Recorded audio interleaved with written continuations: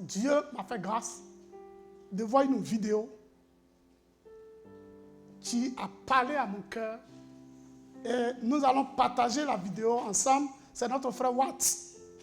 Tu nous l'as donné. Tu donnes aussi l'introduction. Car le thème de ces temps-là, c'est quoi? Le réveil. Or, prenons conscience que Dieu va utiliser tous les moyens possibles pour atteindre cet objectif, que je sois réveillé, que tu sois réveillé dans ta foi et que tu le serves. Comme le pasteur l'a dit ici, louange, adoration, obéissance, service. Voilà les objectifs que Dieu veut atteindre. Donc, tous les moyens possibles, Dieu va utiliser les choses. Donc, on va regarder deux types de vidéos. Première vidéo, effectivement, c'est un film, tout à l'heure, il va le faire.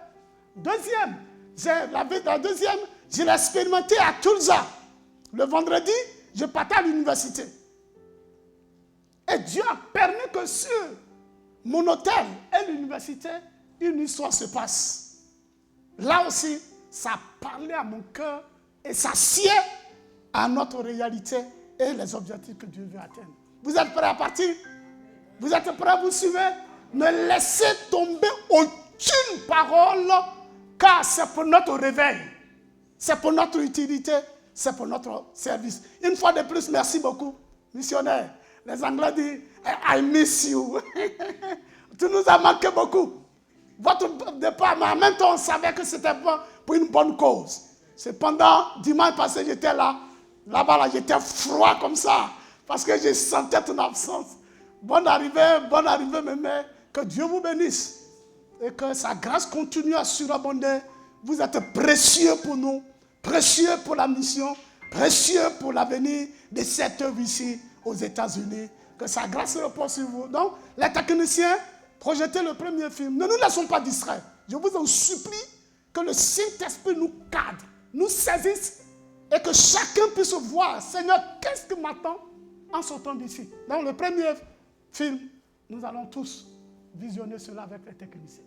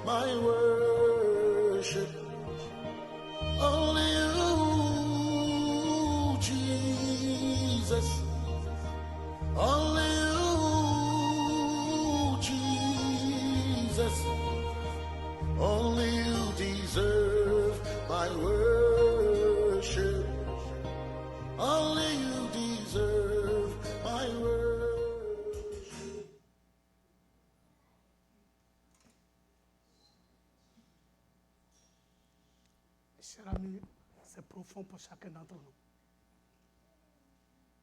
Bien souvent, on regarde nos problèmes, on pense que Dieu ne nous aime pas. Pardon, avant de laisser la deuxième film. Mais il y a plus pire que ça. C'est pourquoi nous devons faire très, très attention. N'arrivons pas au ciel d'abord avant de voir de telles choses. Parce que souvent, on pense que Dieu nous a oubliés. Dieu ne s'occupe pas de nous. Alors qu'à côté de toi, il y a plus pire que ça. Mais il sait Dieu avec. Il sait Dieu avec. Et nous en avons toutes les possibilités. Et nous avons enterré nos talents. Que ce matin, notre esprit soit réveillé. Car c'est le thème de cette église dans ce temps-là. Que nous soyons réveillés d'une manière ou d'une autre.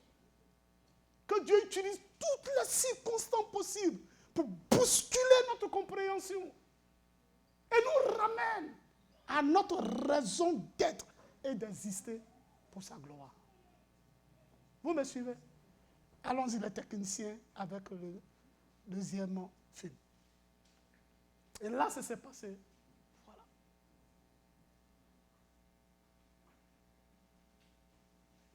Je partais à l'université. Et puis, paf, voilà une image. Cet animal en train de se débattre. Se débattre. Parce que sa bouche est rentrée dans la boîte. Il ne peut pas faire sortir. Et j'ai été touché de compassion. Je me suis arrêté. Oh, nous savons les lois des animaux dans ce pays, c'est tellement exigeant. Qu'est-ce que je dois faire? J'ai essayé de le libérer, d'enlever la boîte. Je n'arrivais pas. Je ne pouvais pas le laisser aussi pour partir. Et j'ai été obligé de demander de l'aide à une assistance. Si possible, appeler maintenant la police. Mais avant qu'on appelle la police, il y avait vraiment, comment on appelle, un groupe de personnes qui étaient là. Donc je les ai sollicités. Lorsqu'ils sont venus, tous en voyant l'animal en train de se débattre, il y a eu un qui est du domaine. Et il a su servir l'animal. Et il a pu enlever la boîte. Et alors, dans l'autre image, on va voir. À la fin, ouais. Ouais. C'est tout. Ok, voilà. La beauté de la bête. Voyez-vous, lorsque nos vies sont sabotées par les circonstances, ça nous limite dans nos actions. Et c'est ce que Jésus a vu par rapport à l'humanité terrestre. Pour venir opérer une action de délivrance pour chacun d'entre nous. Et une fois qu'on est libéré, qu'est-ce qu'on doit faire? Comme le pasteur essaie de le dire. Il faut louer. Il faut adorer. Il faut obéir. Il faut servir. Vous êtes d'accord avec moi? Ça, c'est l'introduction de ce message suite au thème qui est en train d'être développé. Et dans ma réflexion, lisons ensemble ce texte qui est le texte de base de ce thème. Éphésiens chapitre 5, verset 14. Le dimanche passé, nous avons vu le contexte. Partager un peu le contexte de cette déclaration. Combien c'était important pour Paul. Pour que ces Éphésiens-là comprennent le fond de son message. Donc le texte d'Éphésiens 5, 14 dit, c'est pour cela qu'il est dit, réveille-toi, toi qui dors. Réveille-toi d'entre les morts. Et Christ t'éclairera. Amen. C'est pour cela. Pourquoi? Dimanche passé, on était allé pour cela là. Aller consulter les différents contextes.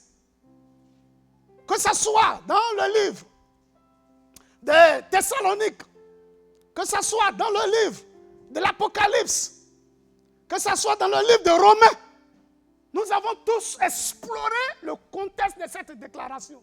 Ce matin, je veux insister sur 3 raisons qui doivent nous motiver, nous tous.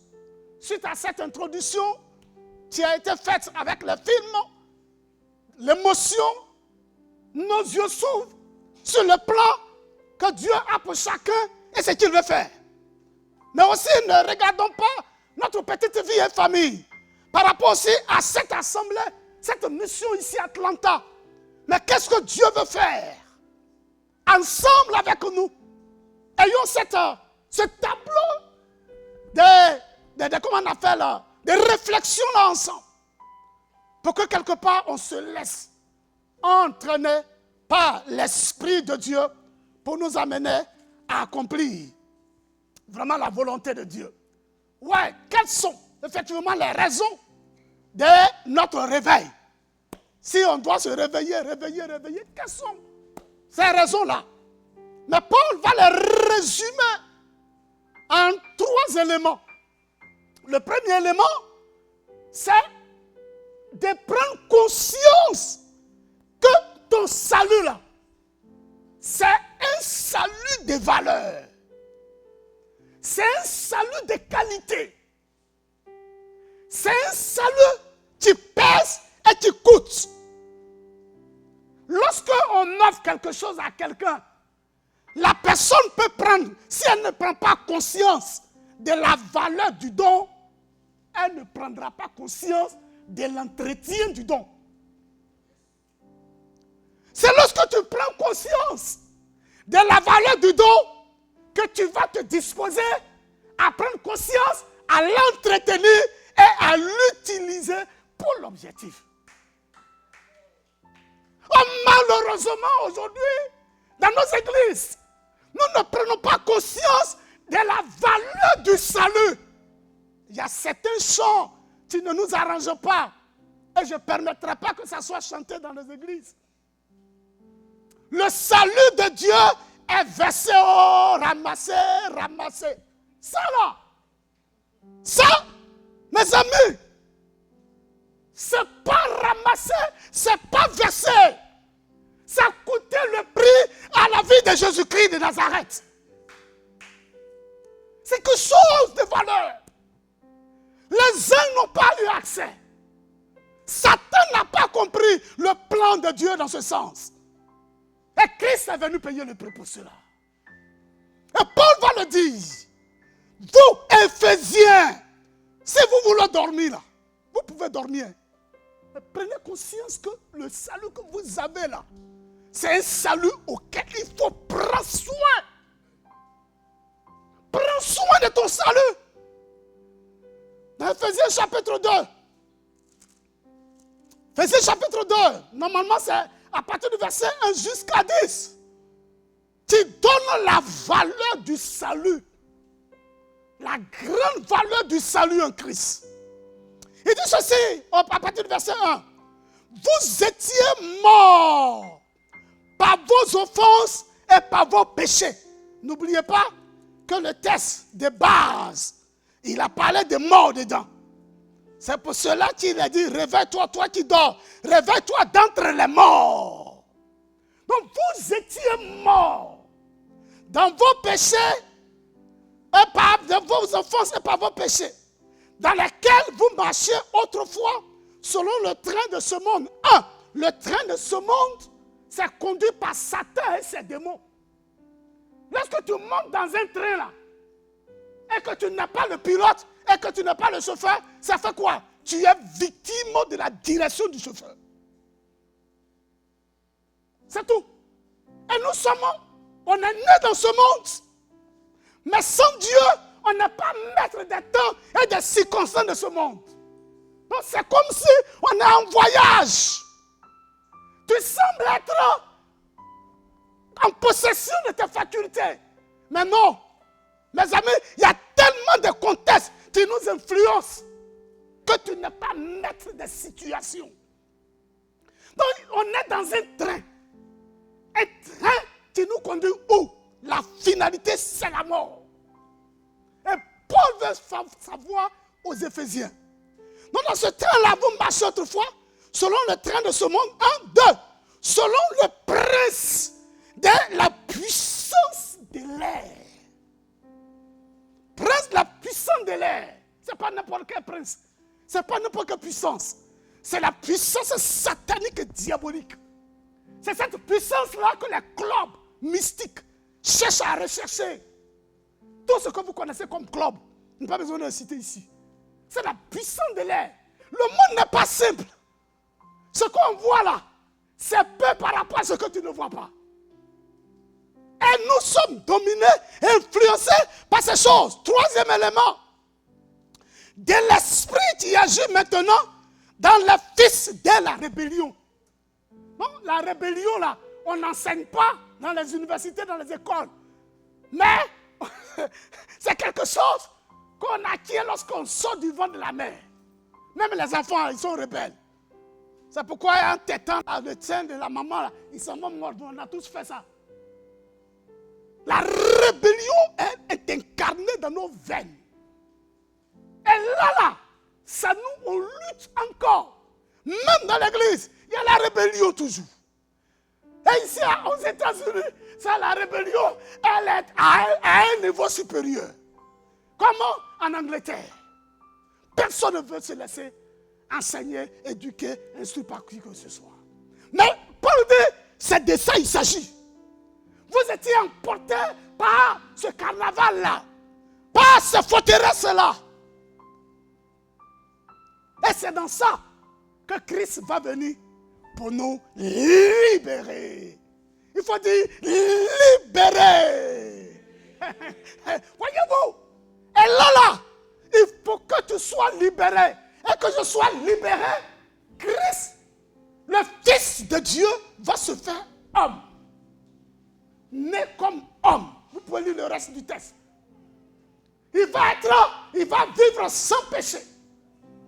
Pour vaincre ses puissances et ses forteresses. Et il va aller à la croix de Golgotha pour nous. Et c'est à travers l'œuvre de la croix que le mot que vous avez prononcé, que nous arrivons à expérimenter son sens. On peut dire libérer et puis être esclave toujours. Mais lorsque je dis libérer au nom de Jésus-Christ, j'expérimente la vraie délivrance. Car c'est en lui, en Christ Jésus, que nous avons la délivrance et la guérison. Non, ce matin, toi tu m'écoutes, même vous qui m'écoutez sur les médias, dites-vous que la vraie délivrance vient à travers l'œuvre de la croix. C'est lorsque tu acceptes Jésus, tu te repens de tes péchés, tu te détournes du mal, que tu obtiens la libération et la liberté. Comme il a dit, vous connaîtrez la vérité et la vérité vous affranchira, vous rendra libre. Non, le salut ne se trouve en aucun autre. Le salut se trouve en Christ Jésus seul.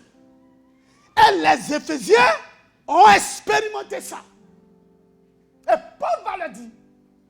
À cause de ce que vous avez expérimenté, la délivrance en Christ, le salut en Christ, ne vous laissez plus endormir.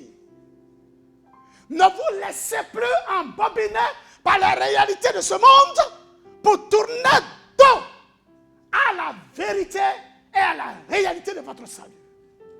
Donc la première raison qui doit nous motiver à ne pas dormir et à ne pas nous compromettre, c'est de donner de l'intérêt à notre salut. Amen. Donne de l'intérêt à ton salut. Donne de la considération à ton salut.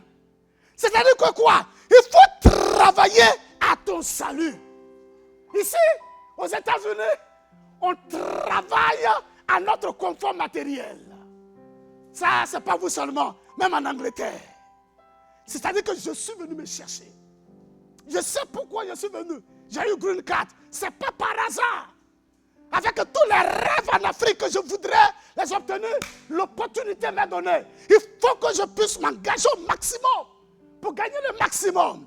Mais n'oublions pas que le salut est plus que le maximum.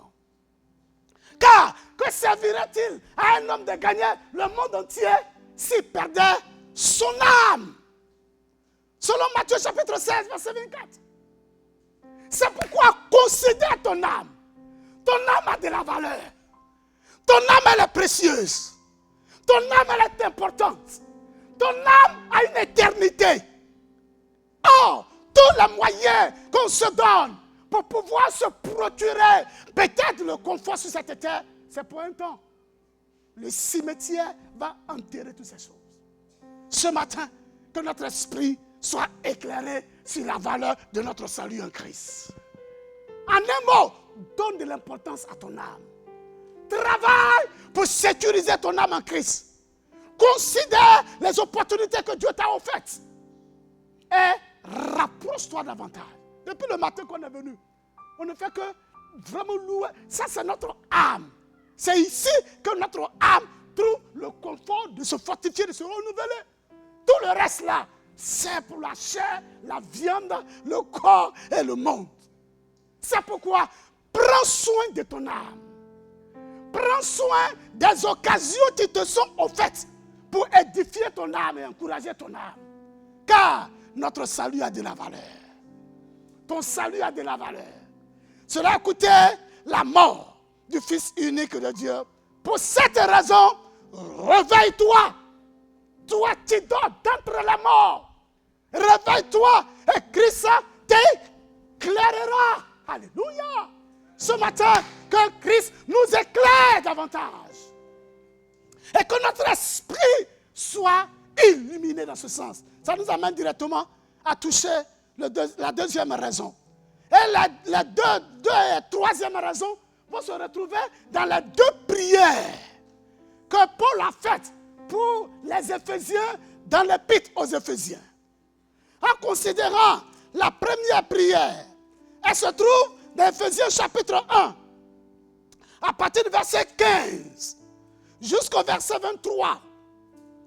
Deux éléments sortent dedans comme un élément de raison. Ouais, pour nous encourager. Paul, en disant à partir du verset 17, Éphésiens 1, 17, il dit, afin que le Dieu de notre Seigneur Jésus-Christ, le Père de gloire, vous donne un esprit de sagesse et de révélation dans sa connaissance. Alléluia. Donc, la deuxième raison, une fois que j'ai pris conscience de la valeur de mon salut, la deuxième raison, tu dois me motiver à pouvoir être réveillé constamment. Et Paul dit ceci. Ouais, au verset 18. Ouais, qu'il illumine les yeux de votre cœur. Ouais. Mais, avant de toucher le verset 18, il dit qu'il nous donne un esprit de sagesse et de révélation dans sa connaissance. Dit esprit de sagesse et de révélation.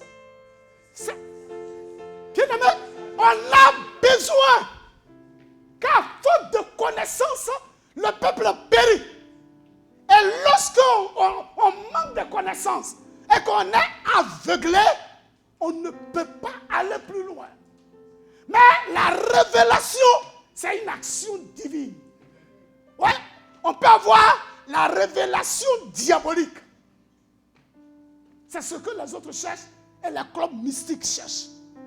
La révélation diabolique. Les sons de vision diabolique. Ça, on ne veut pas parler de ça. Mais ici, Paul nous emmène que pour sécuriser notre réveil, nous avons besoin de la véritable révélation. Celle-là qui vient de Dieu. Elle édifie, elle sanctifie, elle construit, elle nous propulse dans vraiment les airs, dans la présence de Dieu. Daniel a expérimenté la révélation divine dans ce moment de jeûne et prière.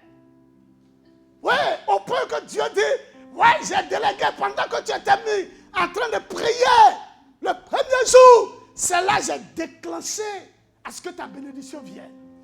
Mais elle a été bloquée dans les airs. Le prince de ce monde des ténèbres, comme on a touché dès le départ, a bloqué la venue de l'ange. Il a fallu 21 jours de jeûne et prière pour que la situation soit débloquée et que Daniel puisse rentrer dans ses promesses. Ce matin, Dieu va te faire rentrer dans tes promesses. Mais que nos yeux s'ouvrent et que nous comprenions que quelque part, il y a une bataille, il y a une guerre, il y a une résistance. Il faut que nous ayons l'illumination nécessaire, la révélation nécessaire, la connaissance et la vraie connaissance. Osez dira, connaissons, cherchons à connaître l'Éternel. Il faut donner du plaisir à chercher l'Éternel. Dieu dit, je me laisse trouver par celui qui me cherche. Est-ce qu'ici à Atlanta, on cherche Dieu comme on cherche le dollar? Regarde le temps que le dollar nous prend. Regarde le temps que le business nous prend. Regarde le temps que les études nous prennent. Moi, je suis dedans. Mais ça nous prend. Mes amis, est-ce qu'on donne assez de temps dans la prière comme ça? Est-ce qu'on donne assez de temps dans la méditation de la parole de Dieu comme ça? Est-ce qu'on donne assez de temps dans ma relation, dans ma communion avec Dieu? Mes amis, nous avons besoin de la vraie révélation. Car vous connaîtrez la vérité, la vérité nous affranchira. Et fais du bien la vérité qui vient de Dieu. Amen. Et Dieu ne veut pas nous cacher sa face. Il ne veut pas nous cacher sa face. Il veut se révéler. Mais est-ce qu'on donne de l'intérêt? On donne de la considération?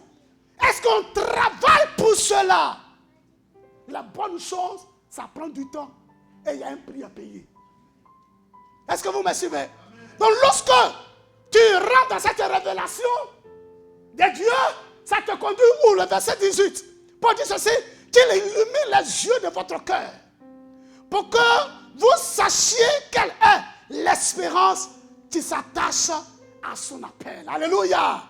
Qu'il illumine les yeux de votre cœur. Le sommeil, là, ça vient d'où? Ça ne vient pas des mains, des bras, des pieds, des ventres. Le sommeil vient d'où? Mon ami Jean. Ça vient des yeux. Ça vient des yeux. Posez-vous les Éphésiens là. Vous avez besoin d'illumination. C'est un gros mot. Mais c'est aussi simple que ça. D'éclairage. D'éclairage. Ce matin, il y a un éclairage sur tes yeux. Alléluia. Que le Saint-Esprit déclare cet éclairage-là. Parce que si on a une vision fausse, on a une interprétation fausse des choses, on va aussi donner notre intérêt et notre temps pour de fausses choses. Mais lorsqu'on parvient à ce qui est meilleur et excellence, on va s'investir pour la bonne cause. Et ce matin, Dieu veut qu'ici à Atlanta, nous puissions nous investir pour la bonne cause. Amen. Et tu puisses investir pour la bonne cause. Dis à ton voisin, ta voisine, il faut t'investir pour la bonne cause. Mon ami. Et la bonne cause, c'est quoi? La bonne cause, c'est ton salut. La bonne cause, c'est le business du Père. Jésus l'a dit. Pendant qu'il fait jour, et c'est la nuit, on dort beaucoup. Mais ici aussi, on dort le jour parce que souvent on travaille la nuit. Et le jour, on dort. En Angleterre, c'est la même chose. Mais Jésus dit ceci, pendant qu'il fait jour, que je fasse le travail de celui qui m'a envoyé, la nuit vient où personne ne peut travailler. Et pendant qu'il illumine les yeux de vos cœurs, pour que tu puisses comprendre la valeur du salut, l'intérêt du salut, le plan que Dieu a pour ton avenir, et que tu te donnes à fond pour cela. Est-ce que nous sommes prêts à nous donner à fond pour la bonne cause? Oui, Seigneur, nous voulons nous intéresser à la bonne cause. Donc du coup, il y a la révélation qui doit nous amener à contempler la grandeur, la force, la puissance et tout ce que Dieu a. Il y a l'illumination, l'éclairage de mon cœur, ma compréhension des choses, ma sensibilité spirituelle. En tout cas, sur la terre, souvent on est beaucoup sensible aux choses de la terre. On est beaucoup sensible aux choses matérielles. Quelqu'un est en train de discuter avec son ami tout à l'heure, là, il va découvrir que dans ce qu'il dit là, il y a un projet de business, il faut découvrir. Il faut aller. Il faut aller faire. Cependant, aussi Dieu veut t'amener dans sa communion pour comprendre que le meilleur ne vient pas des hommes, le meilleur ne vient pas de la terre, le meilleur vient d'en haut. Et Jacques le dit, toute grâce excellente, tout don parfait, descend d'en haut sur le Père des lumières, en qui il n'y a ni changement, ni ombre de variation. Si tu te donnes pour la bonne cause, mes amis, rien ne te manquera dans ce sens. Et Paul veut faire comprendre aux Éphésiens que la bonne cause et le meilleur vient d'en haut, vient de Dieu. Donc que vos cœurs soient illuminés, que nos cœurs ne soient pas saturés pour les réalités de la terre, mais que mon cœur s'élargisse pour les choses de Dieu. En un mot, que nous soyons passionnés pour les choses de Dieu. Alléluia. Car là où est ton salut, là sera aussi ton cœur. Là où est ton bonheur, là sera ton cœur. Là où est ton trésor, là sera ton cœur. Et notre trésor est en Dieu et en Dieu seul. Et toutes nos énergies et nos forces doivent être focusées sur ces choses. Ouais, et pour terminer, dans la deuxième prière de Paul, il va toucher le dernier élément. Et sa prière se trouve dans Éphésiens 3, verset 10 et verset 14 jusqu'à 21. Mais dans la troisième prière, il y a un élément qui attire notre attention. Paul dit ceci, Ephésiens 3, verset 14. Il dit à cause de cela. Ça veut dire quoi? À cause de cela, de ce que, tout ce que nous venons de dire, les choses importantes, le salut, la valeur du salut, la qualité du salut, les éléments que Dieu a déployés pour nous bousculer, nous entraîner à sa suite. À cause de cela, je fléchis les genoux devant le Père, duquel tire son nom, toute famille, dans les cieux et sur la terre. Verset 16. Afin qu'il vous donne, selon la richesse de sa gloire, d'être puissamment fortifié par son esprit dans l'homme intérieur. Vous soulignez et vous répétez avec moi. Être puissamment fortifié.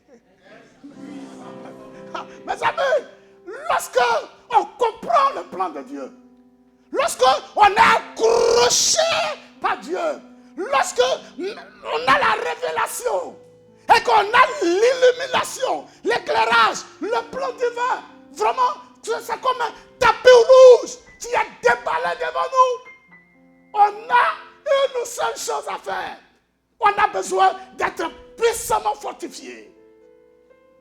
Lorsqu'on est réveillé, souvent, les premières réactions, lorsque quelqu'un se réveille du sommeil, il est comment? Il est lourd. En tout cas, peut-être ça ne vous arrive pas. Mais lorsque tu as beaucoup bossé, que tu as beaucoup dormi, tu te lèves matin, tu es lourd. Quand on commence à s'étirer. Même pour enlever, sortir de la couette, on a du mal, on est lourd. Et le péché nous rend lourd. Les fausses ambitions nous rendent lourds. Les liens du mal nous rendent lourds. Les obsessions des démons nous rendent lourds. Paul dit ici, soyez puissamment fortifiés par l'Esprit de Dieu. Alléluia. Pour sortir, il faut sortir du lot des vaincus. Il faut sortir du lot de ceux qui sont ensommeillés. Sors du lot de ceux qui sont retenus. Et la bonne manière de sortir, c'est de recevoir la puissance d'en haut. Soyez puissamment fortifiés. Dans ce sens-là, tu pourras résister aux forces des œuvres des ténèbres. Tu pourras résister au péché, au pouvoir du péché. Tu pourras résister à toutes sortes de tentations et de séductions. Tu pourras résister aux faiblesses et aux désirs charnels qui font la guerre à notre âme.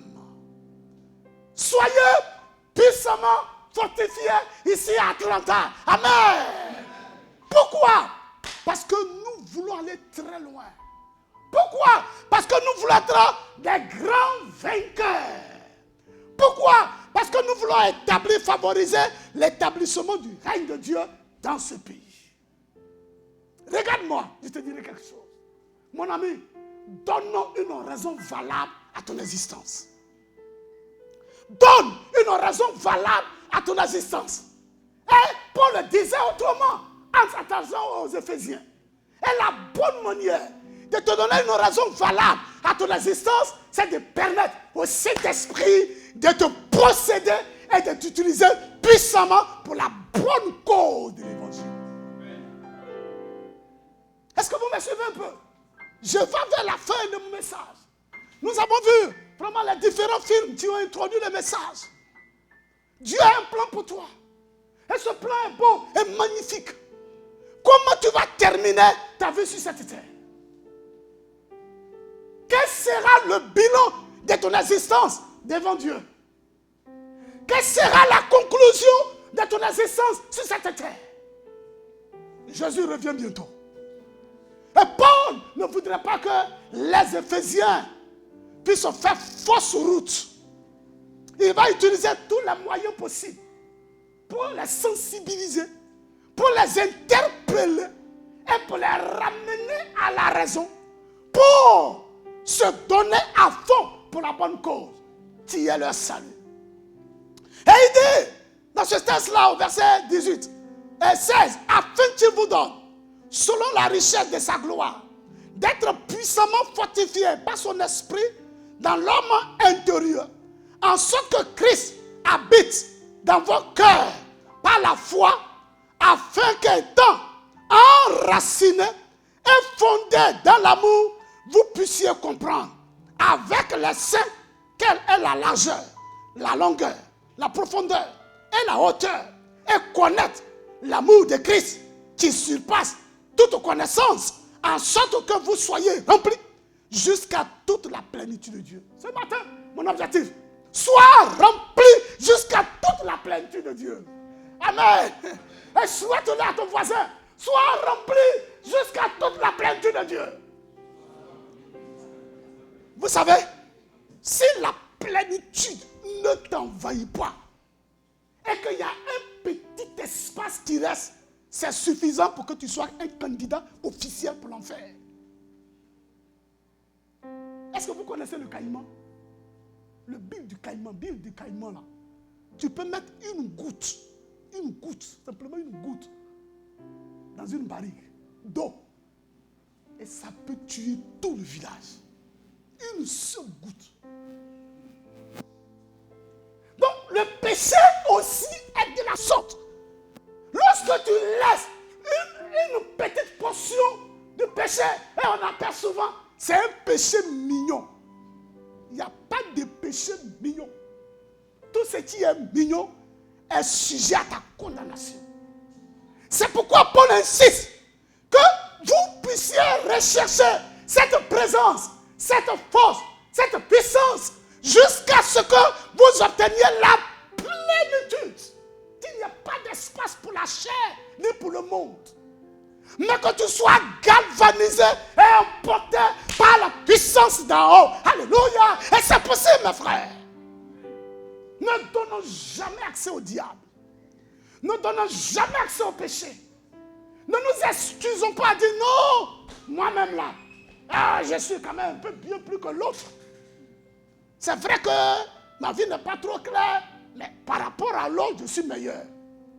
Et par rapport à Jésus, tu es qui? Oh, notre standard de comparaison, ce n'est pas les hommes. Notre standard de comparaison, c'est Christ. Christ est ma vie. Paul le dira. Christ est ma vie. La mort m'éteindrait. Il dirait, je sais, j'ai été crucifié avec Christ. Si je vis, ce n'est plus moi qui vis. C'est Christ qui vit en moi. Amen. Il faut que Christ soit formé en nous. Alléluia. Et cette plénitude de Christ en nous fera de nous des guerriers et des guerrières. Fera de nous des vaillants héros. Fera de nous des hommes et des femmes accomplis pour accomplir la mission du Père. Jésus revient bientôt. Il ne vient pas chercher les animaux, mais il vient chercher ceux qui lui ressemblent.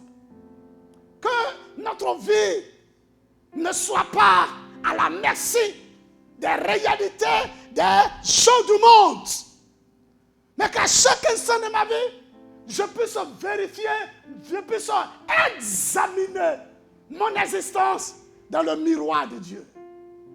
Qui es-tu? Dis-moi qui tu es, je te dirai qu'est-ce que tu deviendras. Si je suis fils et tu es fille de Dieu, mais tu deviendras aussi un candidat officiel pour le ciel. Mes amis, ne joue pas avec ton statut chrétien. Ne joue pas avec ta position chrétienne. C'est pourquoi Paul dira à l'église de Corinthe que faites attention, si quelqu'un est en Christ, il a une nouvelle créature. Les choses anciennes sont passées. Toutes choses sont devenues nouvelles. Dans 2 Corinthiens 5, 17. Et à considérer 6, 14 jusqu'à 20, il va nous dire, séparez-vous donc.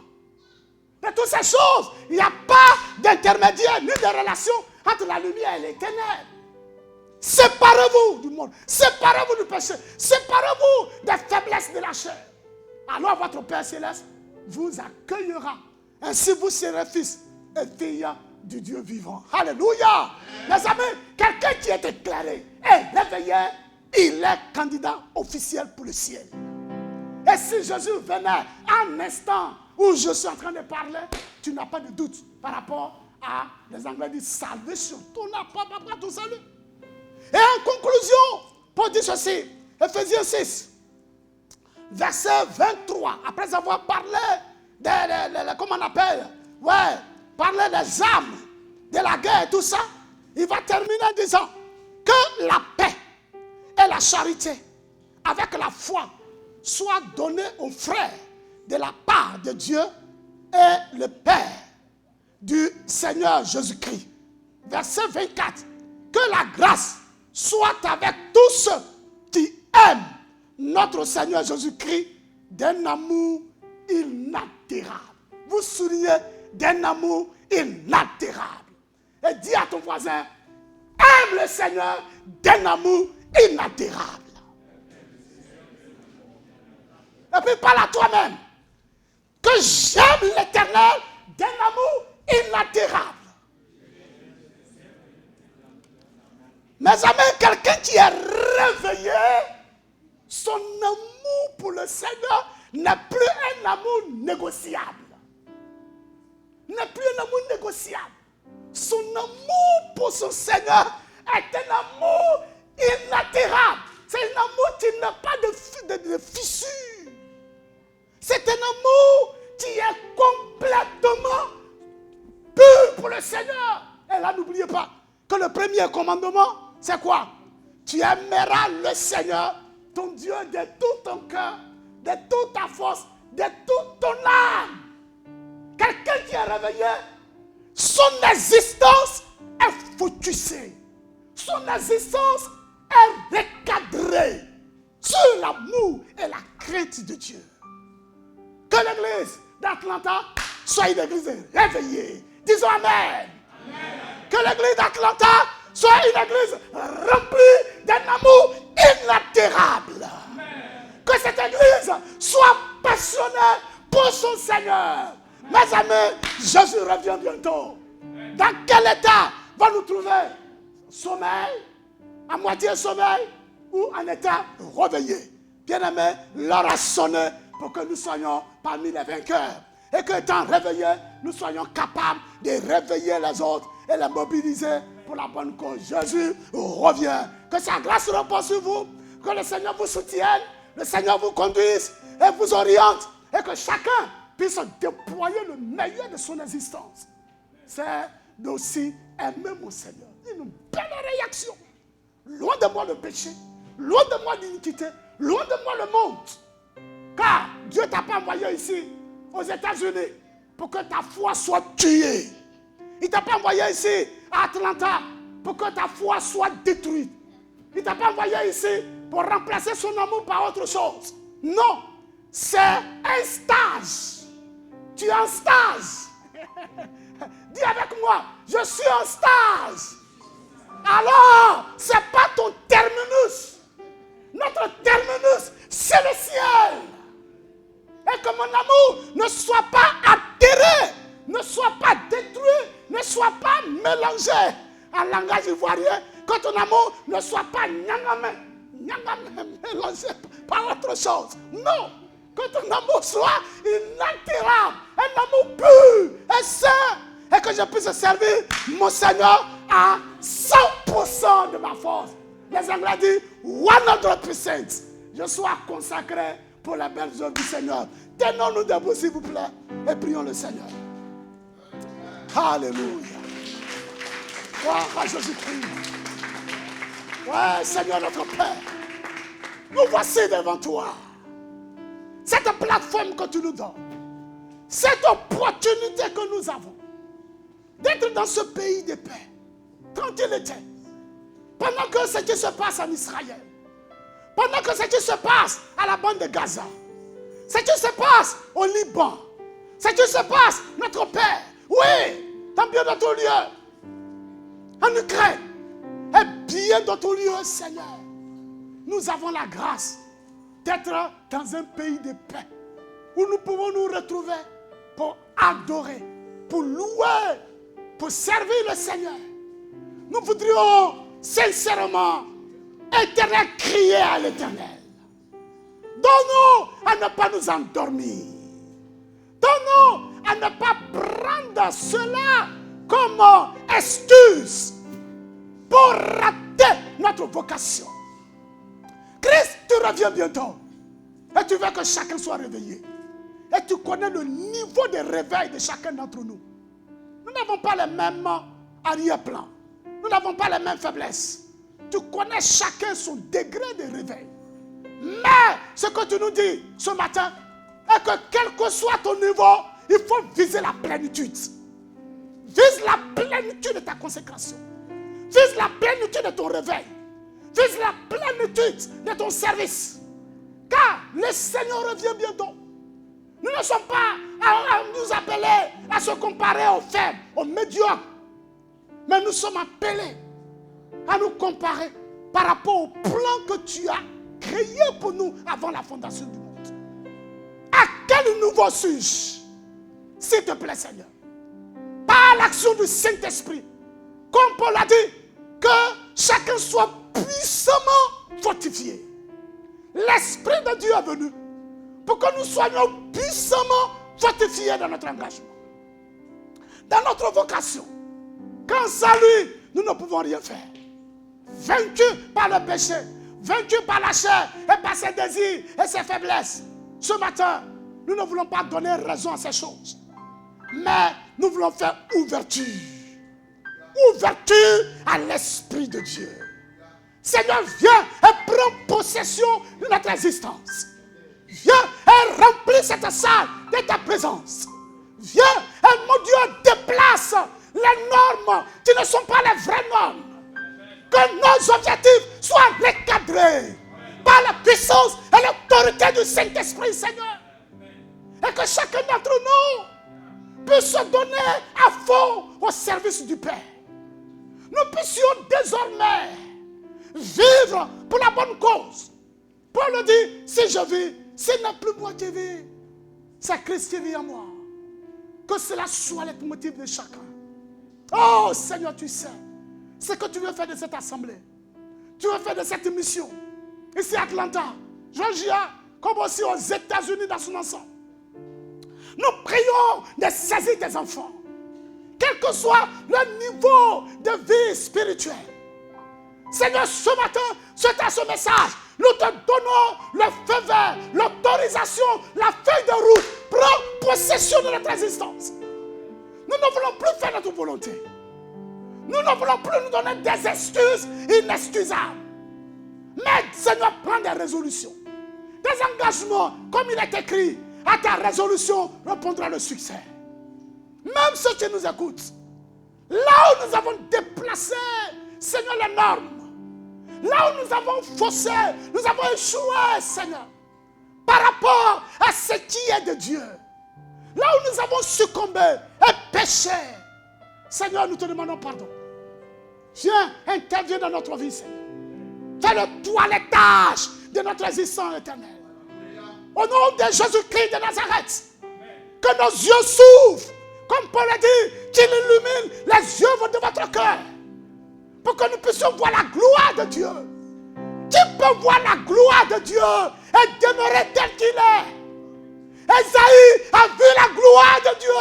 Il s'est écrié, malheur à moi, je suis un homme pécheur. Ce matin, que la gloire de Dieu s'éclate dans nos vies, Seigneur. Et que nous nous repentions de nos péchés, nos excuses, nos retenues, nos infidélités. Et que nous revenions avec toi, Seigneur, pour rétablir les vraies valeurs. Sur le salut en Christ. Quelle grandeur, quel privilège. Seigneur, que nous puissions nous donner du temps pour les bonnes choses. Temps de la prière, la méditation de la parole de Dieu, l'adoration. Que nos dimanches ne soient pas partagés avec le travail, avec le business. Mais que nous ayons du temps de communion avec toi, Seigneur. Père, interviens en instant même. Et que les liens du péché soient rompus complètement. Ceux qui sont retenus par des liens, retenus par des situations, des passions de vice, Seigneur, de les libérer complètement. Pour qu'étant libérés, ils soient prêts pour se donner à fond pour la cause de l'évangile. Suscite parmi nous des ambassadeurs dignes de toi pour te représenter dans ce pays éternel. Combien certains sont venus du pays, tout feu, tout flamme, malheureusement sans veiller, leur vie a piqué du nez. Et ils sont en train de se refroidir. Seigneur, réveille leur esprit. Réveille les esprits des uns des autres. Afin que la norme soit rétablie, Seigneur. Et que de nouveau, nous soyons enflammés pour la bonne cause. Et que ton église vive. Des âmes soient sauvées. Christ soit glorifié. La parole soit prêchée, Seigneur. Tu reviens bientôt. Les merveilles, le surnaturel se manifestent. Nos rencontres et nos cultes soient dynamiques. Oh oui, Seigneur, nous en avons besoin. À toi la gloire. Bénis ton serviteur, Caleb. Continue encore, Seigneur, à le remplir de ta puissance, de ta crainte. Et qu'il soit cet instrument puissant, mon Dieu, pour libérer les âmes. Qu'il soit cette trompette de Dieu pour annoncer et avertir le peuple de Dieu. Merci pour ces collaborateurs. Que Dieu, tu les qualifies davantage. Tu les fortifies davantage. Tu leur donnes, mon roi, d'avertir et de voir loin comme des sentinelles les menaces de l'adversaire. Pour être capable d'avertir le peuple et de le sensibiliser pour une bonne cause d'action. Seigneur, bénis les femmes, bénis les hommes, bénis les jeunes, bénis les enfants, Seigneur. À tout niveau, que cette mission, mon Dieu, prend de l'ampleur, prend son envol. Tu as connu son passé, ses réalités, mais nous croyons que nous sommes au bon moment, Seigneur, d'aller plus loin avec toi. Nous sommes au bon moment de faire de grandes choses avec toi. C'est pourquoi je te les recommande tous. Que ta bonne main accompagne cette mission. Et comme il est écrit, avec Dieu, nous ferons des exploits. Et il écrasera nos ennemis. À toi la gloire, à toi l'honneur, à toi la force et la puissance, à toi l'autorité et le règne, Seigneur. Sois béni et glorifié. Et tout le monde dit Amen. Je vous bénisse.